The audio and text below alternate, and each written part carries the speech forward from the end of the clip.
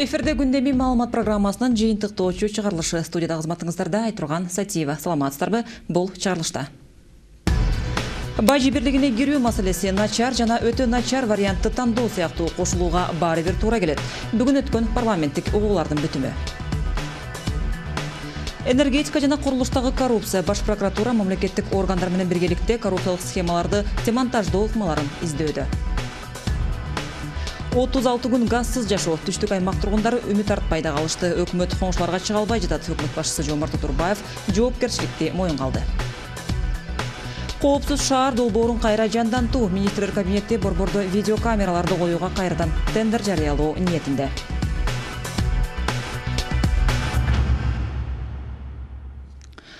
Кыргызстан президентинин Кытайга болгон мамлекеттик сапарынын алдында коюлган тапшырмалар толук аткарылды. Бул туурасында бүгүн Шанхайда журналисттерге мамлекет башчысы Алмазбек Атамбаев өзү билдирди. Президент кеңири маалымат жыйын өткөрүп, прессанын бир топ суроолоруна жооп берди. Анын айтымында эң оор маселе Кыргызстандын эки бөлүгүн Нарын областы аркылуу бириктире турган түндүк-түштүк альтернативдүү автожолун каржылоо болду. Дээрлик $300 миллион талап кылган тилке бар. Мындан тышкары өлкө башчысы тараптар грантты тездетип алуу процедурасын биринчи жолу колдонушту. Бул $30 миллиондой каражат Бишкек жолдорун капиталдык оңдоого кетет. Бул акчалар күзгө чейин колдонулат. Эске салсак, Алмазбек Атамбаев Кытай Элдик Республикасынын төрагасы Си Цзиньпиндин чакыруусу менен Кытайда. Эртең мамлекет башчыбыз Азиядагы ишеним маселелери боюнча саммитке катышат. Айтмакчы, анда чөлкөмдүн чек ара маселелери талкууланат. Анын ичинде Кыргыз-Тажик чек арасындагы кырдаал да бар. Албетте биз үчүн да абдан маанилүү, анткени бизде деле көрүп турасыңар чек ара маселелерди. Мына эки комшубуз менен маселелер чечилек азырга чейин Өзбекстан, Тажикстан менен. Биз үчүн да бул өтө маанилүү. Биз эртең айтайын деп атабыз, ушу чек ара маселелерди күчкө салып чечем дегендерди унутсак деп атабыз да. Тынччылык менен, сүйлөшүү менен бир чечим тапсак депчи. Биз сураган карыз Кытайдан менимче акыркы карыз болуш керек да. Муну да албасак болбойт, анткени түндүк-түштүк жолунун ар бир участкасы ошондо акча жагынан камсыз болот да, каражат жагынан. Анын үстүнө ачык айтайын да, кээ бир айтып атпайбы, абдан эле чоң карызга кирип атабыз деп. Коркпой эле алыш керек. Анын үстүнө жылына болгон 2%. Мындай кредитти эч ким бизге оңой менен бербейт. Кытайга болгон мамлекеттик сапарынын алкагында өлкө башчыбыз Алмазбек Атамбаев Шанхай кызматташтык уюмуна таандык базанын курулушу менен таанышты. Анда өлкө башчыбыз Кытайдын күч түзүмдөрүн жетектеген Мен Цзяньчжу менен жолугушту. Биз Кытайдын коопсуздук министри менен укук коргоо жаатында жетишилген макулдашууларды аткарууга даярбыз, деди Мен Цзяньчжу. Өз кезегинде Алмазбек Атамбаев ШКУ базасынын пайдубалын түптөө символикалуу экенин айтып, уюмдун окуу борбору боло турган имараттын курулушунун башталышы Шанхай кызматташтык уюмунун келечеги кең экенин билдирет деп белгиледи. Кытай төрагасы Си Цзиньпин Кыргызстандын Бажы бирлигине кирүүсүн толук түшүнүү менен кабыл алат. Бул туурасында президент Алмазбек Атамбаев Шанхайдагы маалымат жыйынында билдирди. Анын пикиринде Бажы бирлигине кошулуудан пайданы көргүсү келбегендер эле көрө албай жатат. Бул таза экономикалык бирлик. СССРдын кайра жаралуусун, Кыргызстандын Оруста шаарын айткандар терең жаңылышат деп белгиледи президент. Бирок мамлекет башчыбызынын айтымында кол коюордун алдында айрым маселелерди чечүү керек болот. Ансыз Кыргызстан Бажы бирлигине кирбейт. Ал эми парламенттик угуу учурунда Бажы бирлигине каршы чыккандар дагы пикирин кеңири билдиришти. Айтымдарында Кыргызстандын уюмга мүчө болушу республиканын түштүк жергеси үчүн көбүрөөк кыйынчылык алып келчүдөй. Өзбекстан жана Тажикстан менен чектешкен аймактарда соода токтоп калышы мүмкүн. Тараптардын пикирлерин Жибек Бегалиева угуп келди. Бажы бирлигине каршы чыккандар үчүн бүгүнкү парламенттик угуу премьерге бул маселе боюнча сын пикирлерин айтууга алгачкы мүмкүнчүлүк.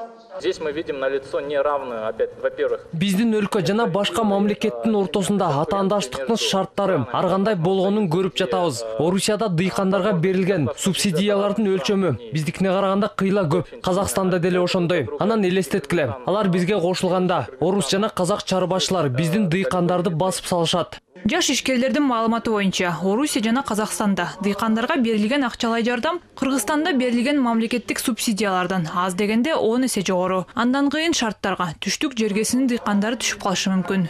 Менин бир тууганымдын, дарымдын, менин айылымдын жетиштирген продукциясы 100% Өзбекстанга экспорт жасалат.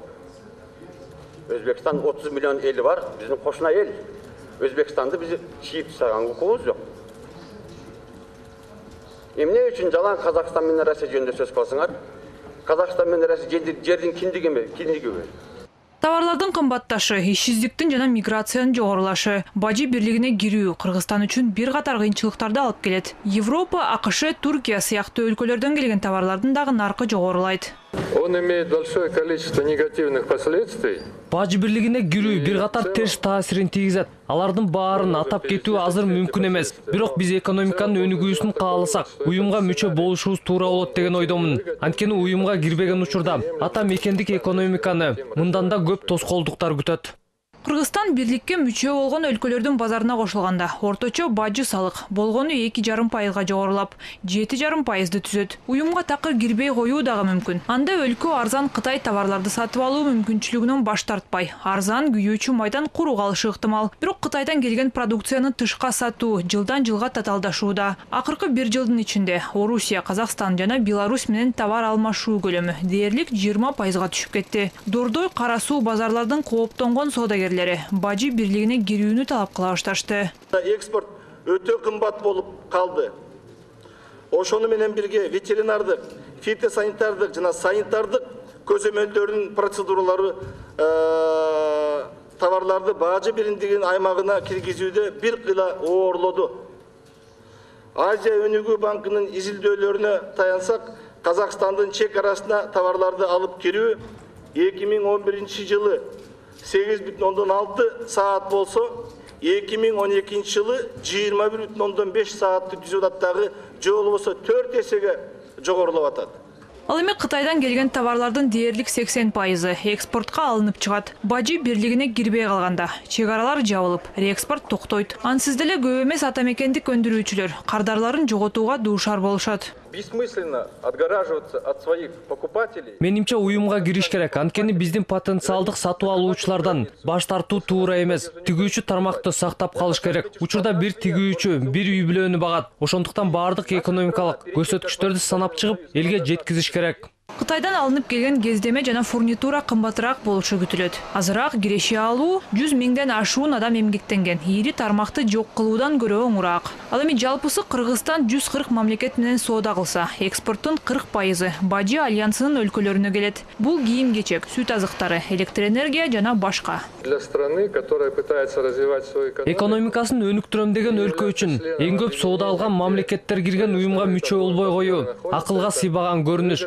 Бул логикага да туура келбейт. Бир дагы нормалдуу өлкө негизги өнөктөштөр кирген уюмга кирүүдөн баш тартпайт. Биз чынында эле кирүүдөн баш тартсак, анда соода боюнча өнөктөштөрүбүздү толук алмаштырышыбыз керек. Орусиянын ордуна ким салыксыз түрдө арзан күйүүчү май берүүгө дилгир. Ал эми арзан казак унуна ким альтернатива сунуштай алат? Бул суроолорго жоопту адистер азырынча билишпейт. Андыктан көпчүлүгү депутаттардын биринин пикирин тең бөлүштү. Учурда Кыргызстан уюмга кирсе да, кирбесе да жоготот. Надо ставить вопрос. Бул жерде бажы бирлигине кирсе эмне болот эмес, кирбей койсок эмне болот деп сурашыбыз керек. Уюмга мүчө болуудан баш тартсак, толугу менен Кытайдын базарына айланып кетебиз. Муну ачык айтышыбыз керек. Узак талкуудан соң анын катышуучуларынын айрымдары мындай иш-чараны өкмөттө да, жерлерде да уюштуруу демилгесин көтөрдү. Жубек Бегалиева, Азамат Иманкожоев, 5-канал.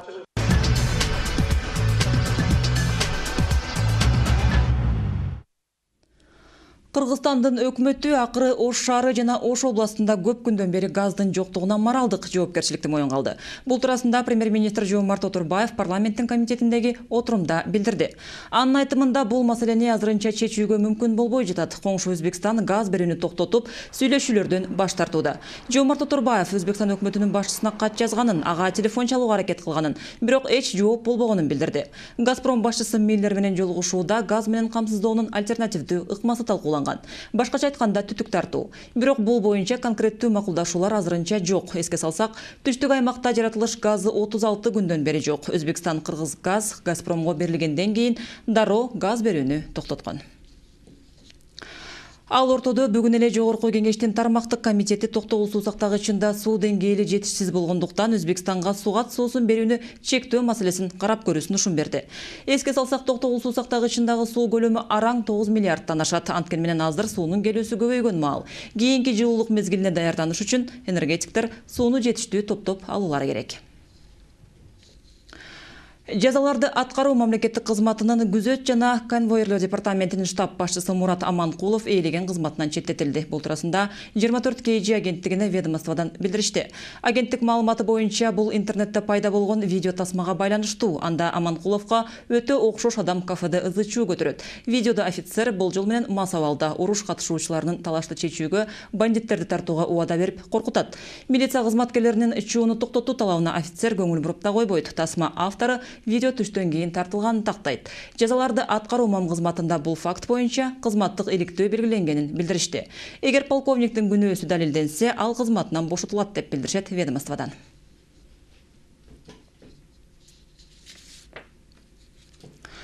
Өлкө өкмөтү жакынкы күндөрү коопсуз шаар долбоорун реализациялоого жаңы тендер жарыялайт. Бул туурасында вице-премьер-министр Абдрахман Маматалиев парламенттин тармактык комитетинде билдирди. Коопсуз шаар долбоору негизинен бардык автожолдордо жана адамдар көп чогулган жайларда видеокамераларды орнотууну карайт.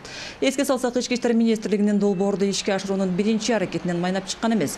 Өткөрүлгөн тендерди текшерүү масштабтуу коррупциялык бузууларды тапты. Жыйынтыгында өткөрүлгөн тендер жокко чыгарылган ИИМ жана кытайлык компания ортосунда пайдасыз келишимге кол коюу фактысы боюнча кылмыш иши козголгон. Капиталдык курулуш иштери массалык мыйзам бузуулар менен жүрүүдө. Ал үчүн бардык жооптуу чиновниктер жоопко тартылат. Бул тууралуу башкы прокурор Аида Салянова укук коргоо органдарынын коррупцияга каршы координациялык кеңешмесинде билдирди. Ошондой эле энергетика тармагындагы бозомтук схемалар дагы да иштеп жатканы айтылды. Теманы Самат Качкынов улантат.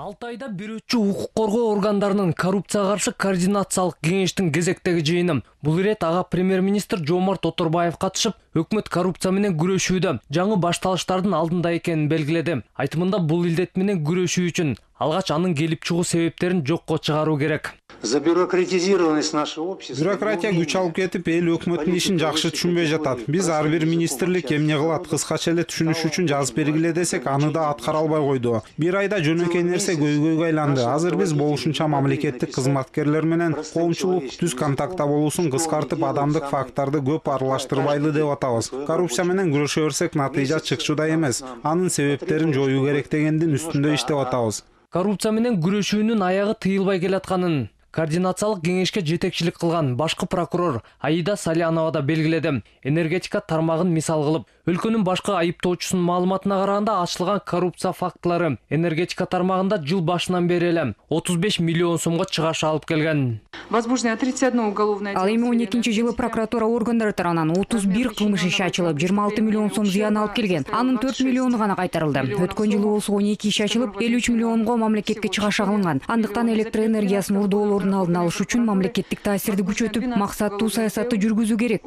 Ошондой эле башкы көзөмөл орган жетекчиси жер тилкелерине жана курулуш иштерине байланыштуу коррупциялык иштерге токтолду. Анын пикиринде учурда жүрүп жаткан курулуш иштери массалык мыйзам бузуулар менен коштолууда. Атап айтканда, мыйзамсыз жерлер, мыйзамсыз жасалма документтер берилип, курулуштар чаржай жүрүп жатат. Аида Салянова буга жооптуу кызматкерлер, жетекчилер сөзсүз жазага тартылаарын эскертти.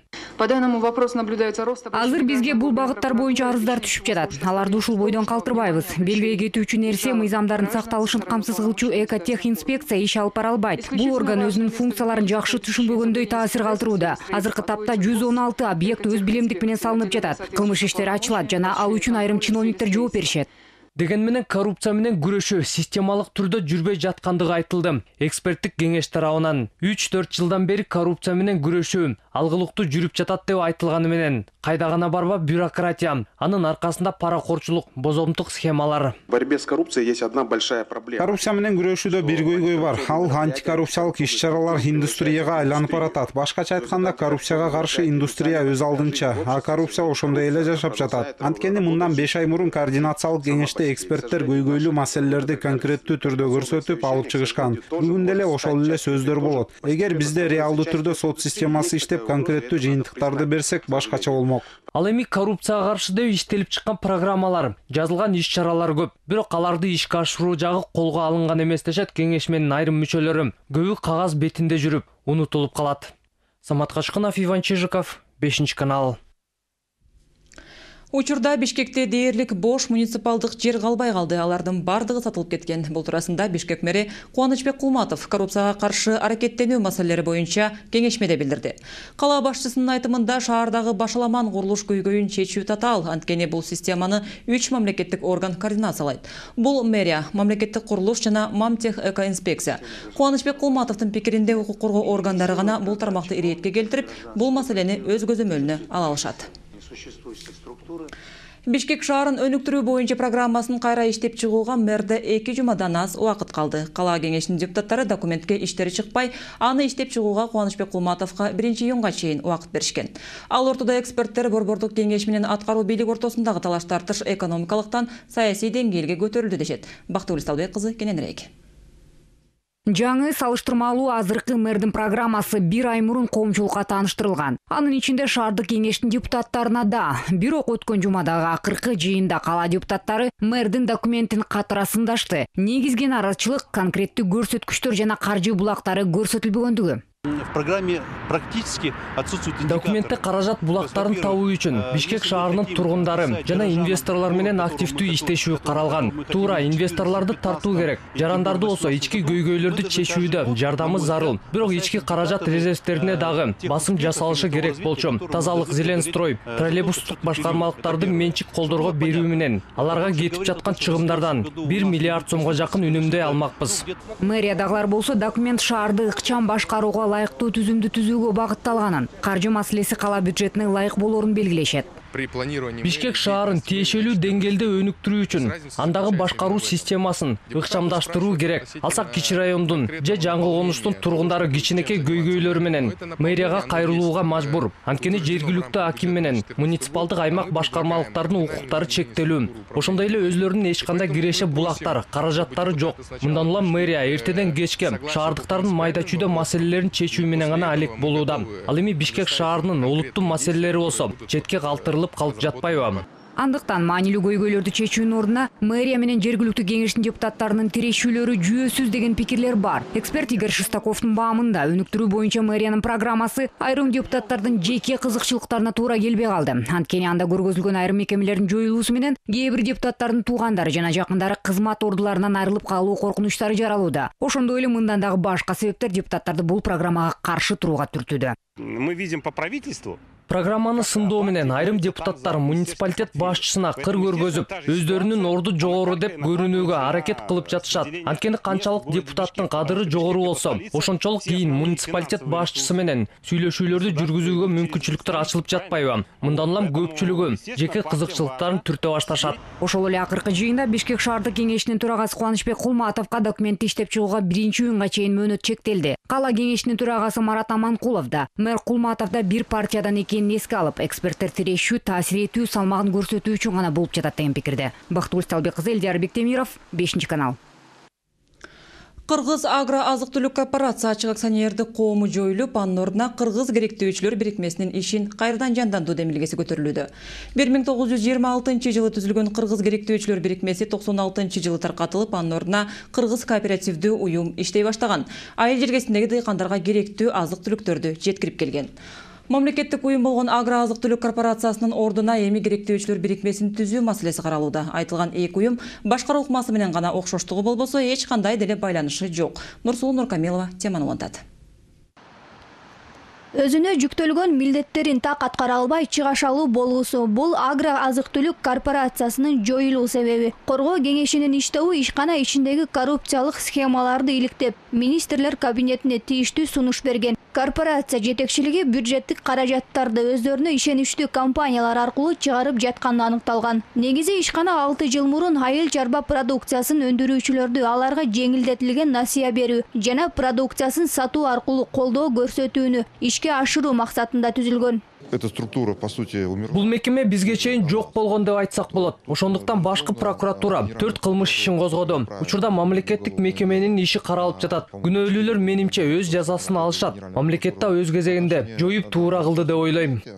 Эми Кыргыз агро азык-түлүк корпорациясынын ордуна 1996-жылы жоюлган Кыргыз керектөөчүлөр бирикмесинин ишин кайрадан жандантуу маселеси каралууда. Демилге жеке ишкерлер тарабынан көтөрүлгөн. Учурда кайра жандантууга аракет жасалып жаткан бирикменин ишин текшерүү үчүн ведомстволор аралык комиссия түзүлдү. Кыргыз керектөөчүлөр бирикменин ишин кайра жандантуудагы иш планы менен жакындан таанышууга 3 ай берилет. Бул жерге экономисттерди, финансисттерди, өзүнүн Минфинден, экономика министрлигинен тиешелүү специалисттерди коштук. 3 айдын ичинде алар изилдеп чыгышат, иликтеп, эгер Кыргызстандын товар өндүрүүчүлөрүнө пайдалуу болсо, мамлекеттен бир тыйын сурабайбыз дешти. Демек алар өздөрүнүн механизм сунуш кылып атат, ошо механизмди баарын тактап чыкса, мамлекетке ыңгайлуу болсо биз колдоп беребиз. Биздин өлкөдө Кыргыз керектөөчүлөр бирикмеси 1926 жылы түзүлүп, мамлекеттик мекеме катары иштей баштаган. Айыл жергесиндеги дыйкандарга керектүү азык-түлүктөрдүн баардыгын өз убагында жеткирип турган. Анын курамына соода-саттык түйүндөрү, курулуш мекемелери, заводдор жана транспорттук түзүмдөрдүн баардыгы кирген. Адистердин айтымына караганда 30-жылдары түзүлгөн бирикме учурда өзүнө жүктөлгөн милдеттемелерин аткарбай деле калды. Ошондуктан анын ордуна логистикалык борборлорду ачыш керек. Дыйкандарга жардам берүү максатында. Сегодня те вопросы, которые... Бүгүнкү күндө Кыргыз керектөөчүлөр бирикмесинин мойнуна жүктөлгөн суроо талаптардын баардыгын бир гана логистикалык борбор чечет. Менин көз карашым боюнча Кыргыз керектөөчүлөр бирикмесин кайра жандандыруу, акча жана убакытты текке кетирүү деп ойлойм. Анткен менен 96-жылы жоюлуп кеткен Кыргыз керектөөчүлөр бирикмеси ошол эле жылы кайрадан Кыргыз кооперативдер союзу болуп өз ишин жеке менчик катары уланта баштаган. Анын жетекчилигинин айтымында баштапкыдай эле өз милдетин аткарып, айыл тургундарына керектүү товарлардын баардыгын жеткирип келет. Жеке менчикке өткөндөн кийин бүт айылдагы, райондордогу соода мекемелерин, соода уюмдары деп коебузбу, магазиндерди, универмаг, башка эмелердин баарын тең ошол жерде 10 жыл, 20 жыл, 30 жыл, 40 жыл эмгектенген өзүбүздүн адамдарыбызга бекер бердик.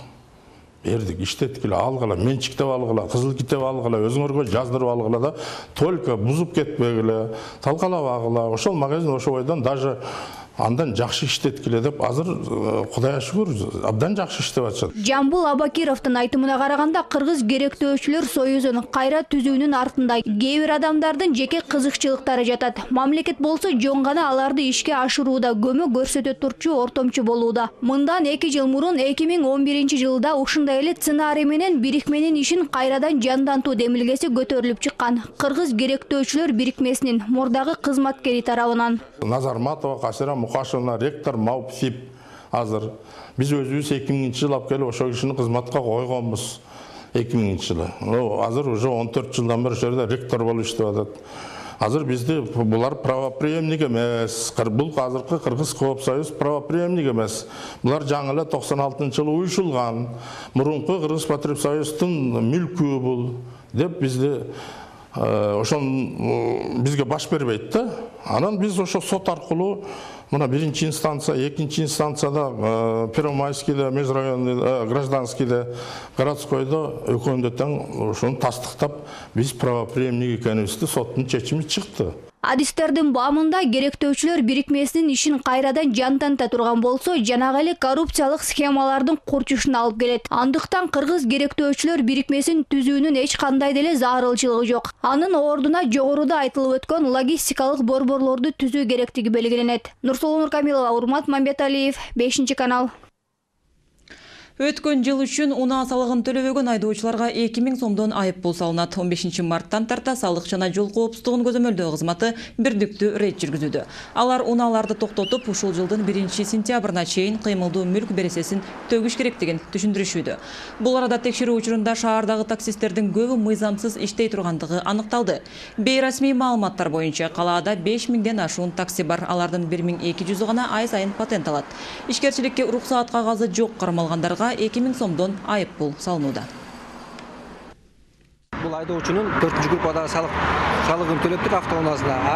Ал эми патенти жок болуп чыкты да. Буга азыркы күндө биздин сотрудниктер акт түзүп, ошол акттын негизинде бул айдоочунун жашалган жерине жөнөтүлөт. Кайсы салык башкармалар жашаса, ошол жерге жөнөтүлүп, ошол жерден 2000 сом айып төлөш керек. Ал эми патенттин бир айга ала турган патенттин баасы 500 сом.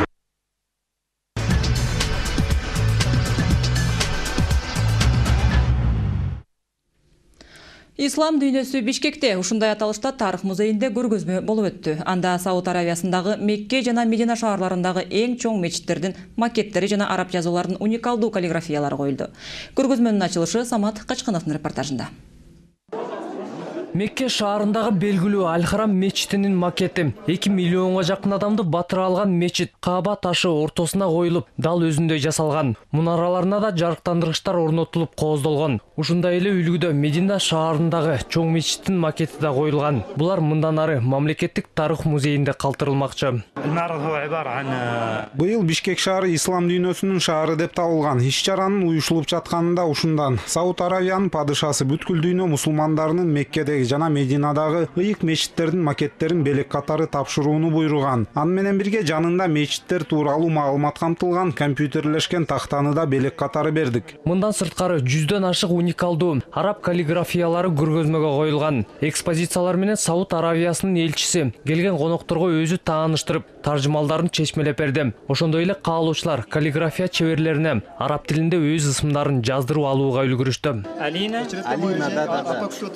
Мындан сырткары саамалыктын катышуучулары замзам суу жана алыскы Меккеден келген таттуулардан даам татышты. Жыйынтыгында ислам тууралуу китеп, календарлар белекке берилип, көргөзмө коноктору ыраазы болуп кайтышты. Бүгүнкү выставка мага абдан жакты. Мен үчүн бул сыймык келип ушу Саудовский Аравиянын культурасы менен таанышканыма аябай абдан ыраазымын. Көргөзмөнү уюштуруу демилгеси Маданият министрлиги менен Аравия элчилигине таандык. Иш-чара жогоруда айтылгандай, Бишкек ислам дүйнөсүнүн борбор катары таанылгандыгына байланыштуу. Алыскы ислам өлкөсүнүн музейге деп баш аягы 500гө жакын экспозициялар алынып келинген экен. Ар биринин эле Аравияга барып, маданияты менен таанышып, мечиттерин көрүп келүүгө мүмкүнчүлүгү жок. Ошондуктан бул иш-чаранын өтүп жатышы албетте сүйүндүрөт. Менимче көп кишиге эле кызыктуу болуш керек. Азыр көргөзмөгө коюлгандар алынып келингендердин баардыгы эмес. Буюрса көргөзүлбөй калгандарын орун таап жайгаштырабыз. Жакынкы убактарда Кааба ташы жабылган кездемеден да алынып келинери айтылды. Бирок азырынча качан алынып келинери белгисиз. Ал эми араб маданиятына таандык. Бул көргөзмө 1 аптага созулаары белгиленет. Самат Качканов, Элдияр Бектемиров, 5-канал. Күндөмү бүгүнкү чыгарылышын мына ушундай жаңылыктар менен жыйынтыктайт. Алдыда сиздерди эртеңки күнгө болгон аба ырайы тууралуу маалымат күтөт. Кайрадан эфир аркылуу амандашканча саламатта туруңуздар. Хондроксид оорunu басып гана койбостон, муундарды артроздон жана остеохондростон дарылайт.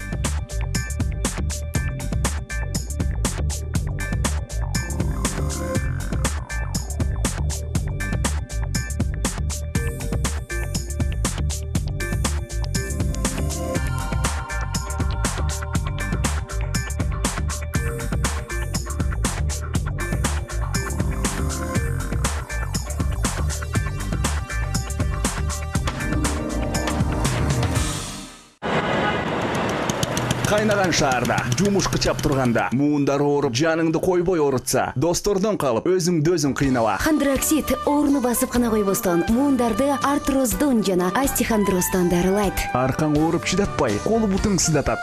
Дарыканадан Хондроксид муундарды келип дарылайт.